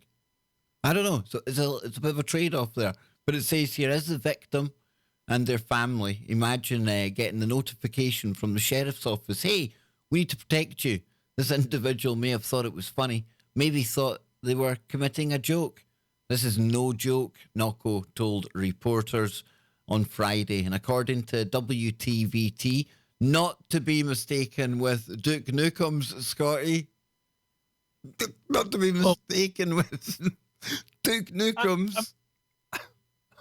Wait, hold on. Hold on. WTVT, not to be mistaken with Duke Nukem's. Wait. His soundboard is so huge. Here we go. There we go. KTIT, K-Tit, playing the breast are the best tunes in town. See. Oh, Scotty Lopez, man. It's time for me to go postal. The Force is with you, young Skywalker. Yes, that is Scotty. Good. Oh, we'll get it sussed. We'll get our timing right for next week, folks. We truly will. But maybe it's funnier with a timing like this. I don't know. So then, yes, somebody's talking about Tide Pods. Exactly. Another thing that separated the men from the boys, literally. So yeah, time for another crazy kind of story. This is, I don't know. Nah, we'll not go to that one. Let's see what I've got here. Let's see now. Yeah, this was a weird one, but I don't know why it felt weird at the time. Man found unconscious in an underground gas tank in Hudson Valley. And it's because there's so little about this story that makes it even weirder, Scott. Right? Because it says here, on Wednesday, a worker had to be rescued after he was found unconscious in an underground gasoline tank. maybe he was repairing it. You know, he's a worker. Maybe he went down there. And well, if that's the case, then he's just passed out because of the fumes, and it's not even worthy of our time, Scott. Not even worthy of our time. So what we'll do now is, right, before we go away today, if you still have time, I would love for us to go and take a look at Jason, the paranormal channel, and show people the red orb that he caught. Yeah, that was pretty good. Pretty good stuff. Pretty intense, right? So hang on, folks. I'll come back here. And just to kind of set this up for people out there, our friend Jason in the chat, he's now called First World Problems. We've been playing a trailer for his paranormal investigation that he was going to go on. Well, he's done that, and he's captured some really, really interesting kind of stuff. Now, we're going to take a look at a clip in a moment, and this is the first time in my reckoning anyway, Scott. Well, I know for a fact it's the first time I've ever seen a red orb. Yeah, usually they're just kind of like a white blob, you know, just there's really not much color to them normally. So very interesting to see a red orb. Yeah, and I'm just going to put it back a bit. It's only a couple of minutes because I want to kind of let it build up to where it is. So it's only 3 minutes or so, but I think it's worth that. And I've dropped a link in the chat room for you to go and subscribe to First World Problems channel. 76 we're up to now. I want this up there. Please, folks, head on over there. Click the bell, get notifications. The full video's up there now as well. We'll take a little look at some of that in a moment.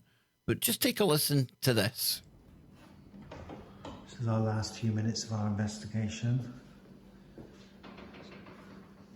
Just going to do a little bit of filming around where the execution line was.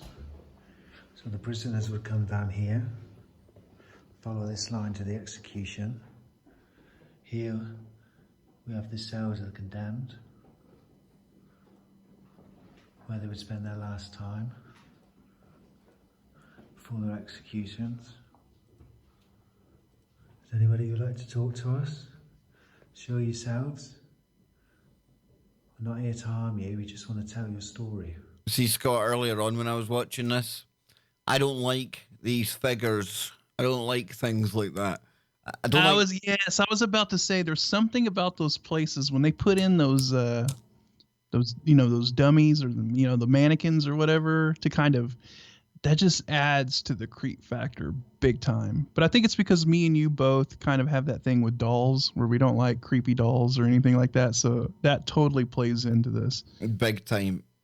And talking, before we get, we're not going to see the thing for a little bit yet.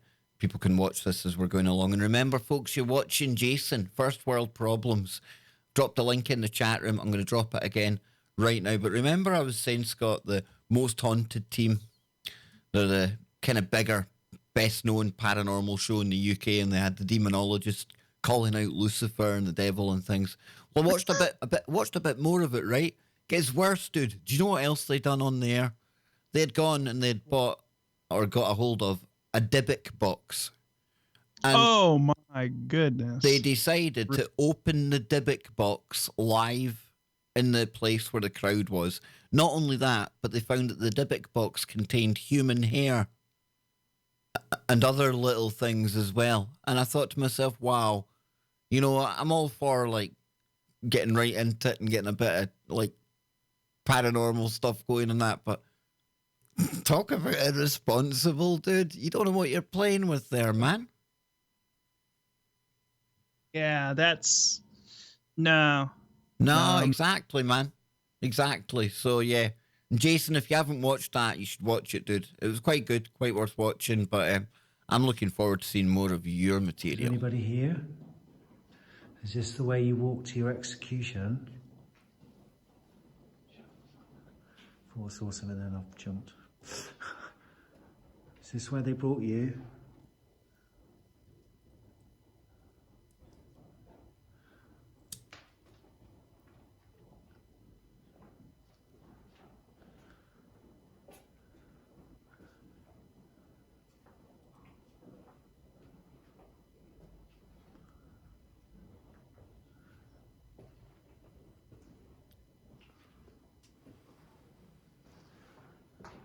This window Right there. was originally It's a right there. door. A second ago, I saw an orb. This was the door. One went flying up the screen there. Yep. This window was originally a door, and this was the door. They'd bring them out to be hung. They would hang the prisoners at the front of the building. Is there anyone here who'd like to show us? Is this the way you came to your execution? Now, folks, this is getting close to where it gets compelling. This is awesome. See what happens. And listen to him, Scott. Isn't that a cool voice? Doesn't he know what he's doing? Very easy to listen to, man. Very. Any spirits like to talk to us? Show us. I've got something come across the screen then. Is this the way you came to your execution? Whoa, having lots of orbs next to me then. I had a red one. Okay, now that was full speed. So what we're going to do is we're going to go back a bit. And thanks to YouTube, absolutely amazing platform that it is. It allows you to put the speed down. You see, they think of everything at the mothership. Hashtag Google. Here we go, Scott. We're going to watch it slower. And folks, this for me is absolutely amazing. And I'll tell you in a moment what Jason told me, what it actually may mean. I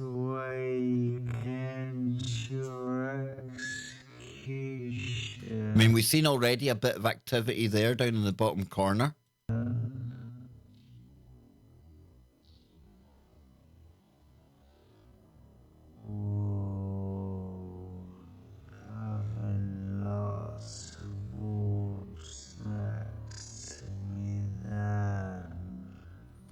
And that was the red one. So let's just go back a little bit.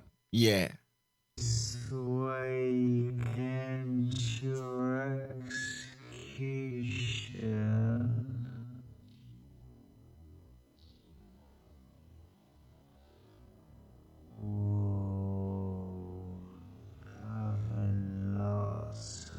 Here it comes, folks. Look at that thing. There it is. There it is.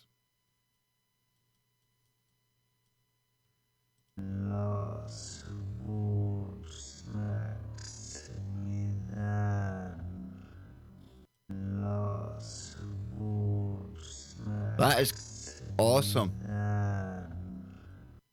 There it is. And Jason was telling us when he looked into this, Scott, that there's writings about how this could be some kind of spirit, some energy that's following you, protecting you, watching you, something like that. And there was also a story that we looked at, and I haven't got it at hand, unfortunately, but it was a house in Wales where there's an alleged portal, and it certainly sounds like a portal. They're seeing soldiers from centuries ago. They've got things flying about the house. But they'd captured this blue. Oh, it was like marine blue, Scott, an orb. It comes right up towards the camera. One of the best kind of, I'm going to have to try and find that now. Hang on.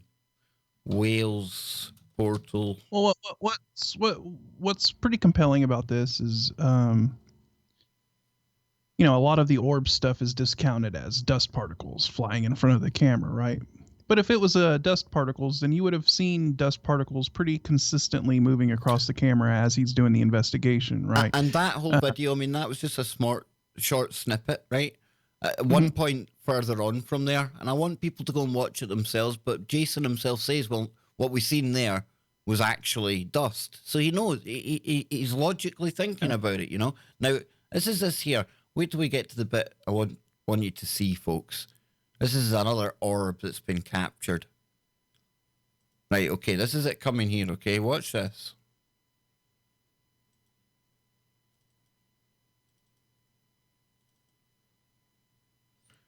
That's something else, isn't it? Wow. Just try and scroll it down. Here we go. Look at that. And we'll go back and watch it real time just so you can see what it was like there.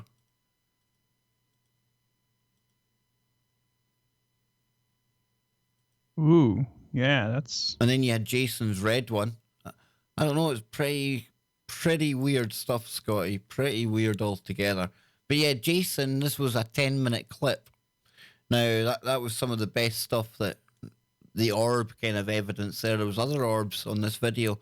But he also has now uploaded the full thing. And obviously, we'll take that off there. Now, I am not going to steal Jason's thunder. I wouldn't dare do that. So what we'll do, Scott, is we'll watch maybe a minute of this, and we'll drop the link for everyone to head on over. Get over there. Yeah. Get that. Head over to his channel, watch it, hit like on it. Yep. Hit the share. Get it on over to the old Twitterati. Hashtag paranormal. Hashtag most haunted.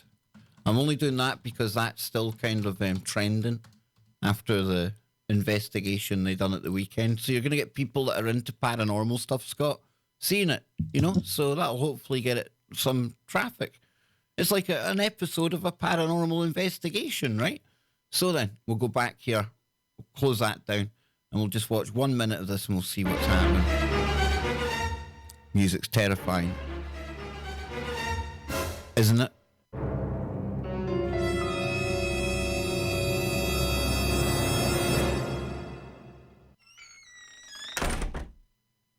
Nice. Hi guys, this is Jay from Fast Well Problems. We're doing a night vigil at Bob and Gore. Hi guys. Hang on, man, hang on. Let's see the big man again. That was our first look of Jason. On the third floor of the prison. I want to see Jason again.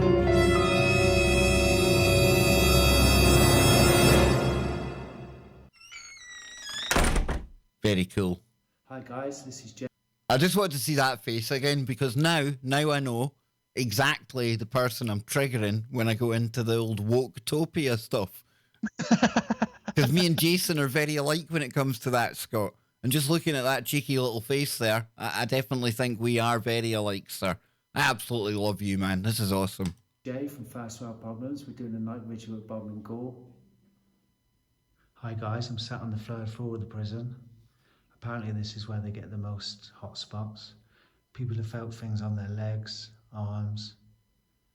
There's some creepy dogs that don't help. This is the spot apparently where people... Look at that thing, Scott. Look at it. The lights are on and it's terrifying. Exactly, man. Having dummies sitting in there like that, you know, that's just creepy as hell. Creepy just on its AF. own, dude. Yep, creepy AF. Yeah, it's AF. Capital AF. Is there anything that anybody would like to say to us? It's not that though, Scott. Just listen to the absolute calmness and the control that he has. Like I said earlier on, I'd be producing brown orbs even seeing that thing in daylight by this point. Brown orbs. You can hear some background noise from downstairs on the other floors where people are doing investigations. Hopefully we'll catch something. We're going to have a little walk around and see if we can catch anything.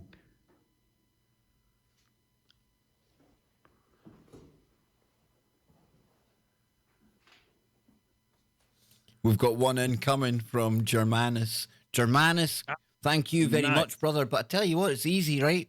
In a world that just keeps providing like silly things for us to talk about, where we've got new YouTubers that are graciously allowing us to...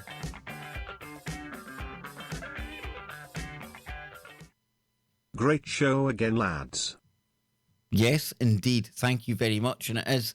But like I was saying, it's really easy when you've got people like Jason, and Jason was gracious enough to allow us to show a little bit of this. But like I say, folks, I'm urging you all, I'm insisting you all head over there. Even if you have to leave the stream right now, I'm going to drop the link in the chat again. But please, please, please, let's show Jason some support. Let's get his channel right up there. Because, Scott, if this is our first taste of things to come... Yeah. Indeed. Yes. At the moment, we haven't caught anything. We've tried some EVPs, but unfortunately, nothing's been coming through.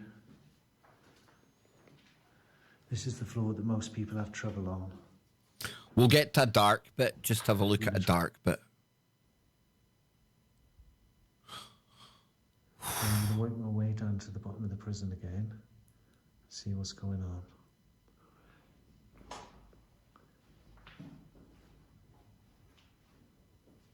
This is your last chance.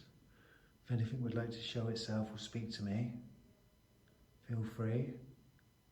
Show me an orb, some energy. Can you hear all the other people now downstairs? I shat myself there, man. I'm like, Scott, can you hear the voices? Oh, come on now. Next time. I heard the voices coming through. I was like, whoa, hold on. What's going on here? Now then. And then in his very calm voice, he's like, those are just the people downstairs. How calm though, dude? How calm? I can see when he goes somewhere when it's all like flying off, man, poltergeist stuff, like The Exorcist and everything. He's still going to be just as calm, isn't he? He just has that poise. He's got it going, man. He's going to be like, as you can see, the ectoplasm is now forming in front of me. It's okay. Yes. See, even Darth is happy with this, man. Big time. Big time. I'll tell you, right? So let's, one more minute and then we'll. Unfortunately, he's not 100% clean about. That's what I was going to say. Now I remember what I was going to say. Jason said in the chat room the next time we've got the phones open, he's going to call in and he's going to tell us about what happened. And I think that's going to be tomorrow night on the Kev Baker show because I don't have any guests booked for Monday and Tuesday. We've got Bill Bean on Wednesday and we've got Ryan Gable and Scotty Lopez on Thursday. That's going to be a big one. So yeah, I think hour number 2 tomorrow, we're going to open up the phones. We'll definitely get a taste of that, Jason, for sure. I cannot wait. Cannot wait indeed. So, yeah. And did Jason, did he do any EVP sessions or anything down there as well? I believe so. Not sure. Hopefully he'll be able to tell us in chat. And I'll blow the chat up a bit, Scott, so you can definitely see what's happening in there. There we go, man. Somebody complaining about fat white men in the chat room. What's that all about? I know we're to blame for everything, and they don't need to be fat. It's okay. You don't have to size shame us. Absolutely. So then, quit fat shaming. Exactly. Look in the description, and you can see the times of what happened. Oh, very. Must be the other one. Anyway, let's just see in our couple of seconds and then we'll get going. I can only imagine what it would be like in your own in this place. But I'm pretty pleased with myself that I managed to come up here on my own. Dude, you've got balls like that. Absolute kahunas, man, innit? See, he said in the chat that he didn't get any EVPs, unfortunately, and that's fine. That actually gives that just lends more credence that you're the real deal because you could have easily just come out and be like, oh yeah, I got something and hyped it up or whatever. Myself and Ann have always you're being honest about it. Myself and Ann have always said, Scott, it's as enjoyable, if not even more so, when you watch a program and they catch nothing. Because that's going to be the way things pan out sometimes. Sometimes you get it, sometimes you don't. Yeah. You can't knock it out of the park 100% of the time, and if you did, then there's something very suspicious about that. That's when Kev and Scott go into full crime scene investigation mode. Yes, that's when we switch all that on. We get the crime board out again, Scott. We go through it all. We accuse people of doing things that they probably have never even thought of doing. But we get it. We get it in the end, man. Unless you live in the house with Shadow Dude, then I don't know. Shadow Dude. Will we check in on Carmel, Maine? So, folks, this is our good friend Jason, First World Problems. He's going to be phoning up the Kev Baker show tomorrow. Hopefully. Back at the normal time in the UK tomorrow, but by the way, 10 p.m. for the UK listeners. The American clocks, they went back during the night. So parity, everything, yes. Yeah, everything is back to normal now. Yep. So yep. JP's asking if their room is a portal to another dimension.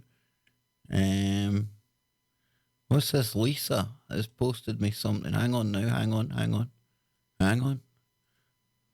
copy this link. Let's see where we're going now.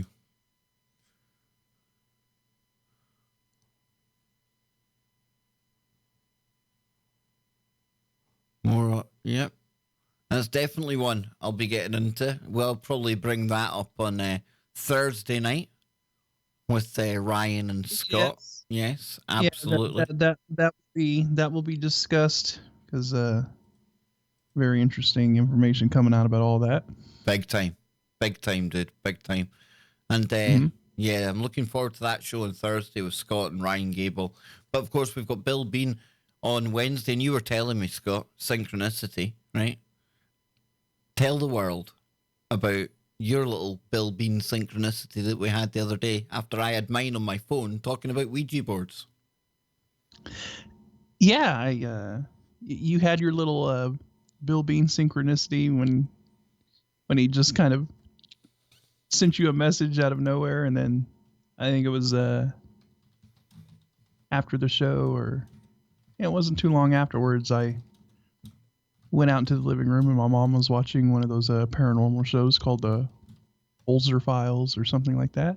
And guess who I saw on the show? I saw Mr. Bill Bean. They were discussing some demonic possession that may have been possibly occurring with somebody, and he was chiming in about it, and I was like, oh, here we go, the synchronicity once again. So I love it, dude. Bill, like, he does our show regularly, like once a month. Formed a really good kind of friendship with Bill on and off air. But he's like the regular kind of exorcist on Coast to Coast, dude. That's like his regular shows. I mean, that's pretty good going that we've got like Coast to Coast's exorcist guy, not only just as a regular guest, but a friend as well. And he's helped so many listeners to the show. He's on TV. He's here, there, he's everywhere. I don't know how he does it, although I do. Because it's true what he says. He is, I tell you, man, he's doing the big man's work. It's the only way he can keep going. He truly is the spiritual warrior. He is. It's not. Really is. Yeah, it's not hyperbole or nothing. He really is the spiritual warrior. So, big time. Shout out to Big Bill, man. Big Bill will be on the show on Wednesday with one of our listeners, Frank. I'm not sure what part of the US he's from. It escapes me right now. But he had to reach out to Bill, and we're going to be learning all about that experience on Wednesday night. So, yeah, that's going to be good. Tomorrow night, like I say, we'll be opening the phones in hour number 2. And in the US, the Kev Baker Show is on at 2 p.m. on the West Coast, 5 p.m. on the East Coast, and that's 10 p.m. over here. And for Sid over in Norway, that'll be 11 Central European time. And adjust it accordingly after that. Now, we've also got our listeners down in Australia, which is early in the morning there. But Mammoth and her family, I believe they're over in Colorado or the US right now. So it'll be American times that you listen to the show, Mammoth. It's all very strange, eh? The joys of living on a globe with all these time zones, Scotty boy. Yes. So that will be... Did I say that? Did I say it? Yes, you did. That will be 3 p.m. Mountain Time. You see, now you're confusing me, dude. I only do the coasts. If you're in between the coasts, you're pretty fecked, I'm telling you. I know. We get ignored. Central Time and Mountain Time, we just get straight up ignored. But I got your back, Mammoth. Kev will be coming on at 3 p.m. Mountain Time. And Lisa, thank you very, very much for that link you sent me. Don't think I'm ignoring it. It's just I think it would be better served if we added that to the evidence and information that we're going to get into on Thursday. And we'll be simulcasting it, folks. Don't think I'm just like, oh, it's about old Easy Epstein, so Kev's not talking about it. Not at all. It's just I think it'd be better if we put it into context, Scott. Yeah, that's information that's better put into context with what we're going to be getting into on Thursday. So, yeah. Big time, dude. So anything before you go, Scotty? No. No, I can't think. We've been on for 2 hours, dude. It's been a good one. Yeah.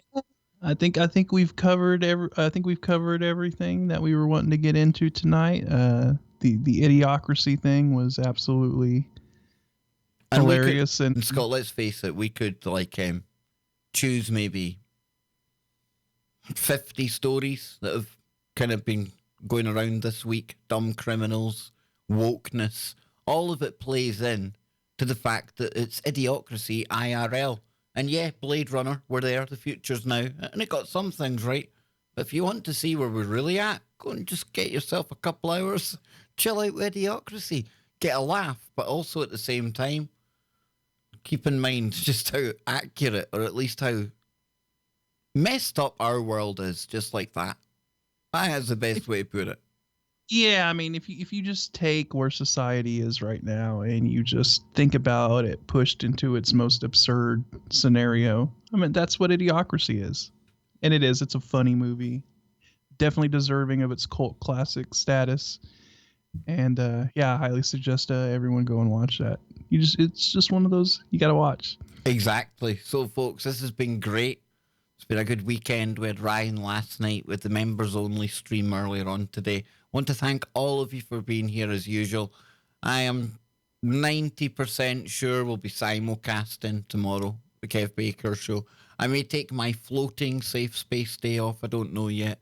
But obviously keep an eye open. Ring the bell so you get all of the latest kind of notifications when we are going live.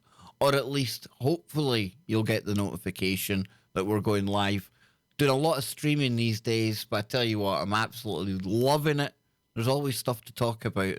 And remember, keep your mind open, keep searching for the woo, but not to the point where the brain turns to black goo. I've absolutely got that sussed, and I think, you know, in kind of tribute, as a mark of kind of respect to the Minecraft man, yeah, I'm going to take us out tonight, I think, Scott, with some Russian music.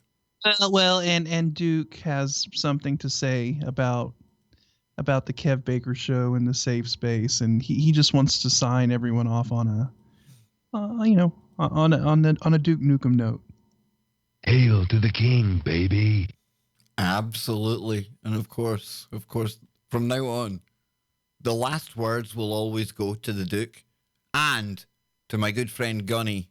And he will take us out today, folks. Over to you, Gunny. I know you've been dying to say this all day, brother. Good night, ladies. Oh, God.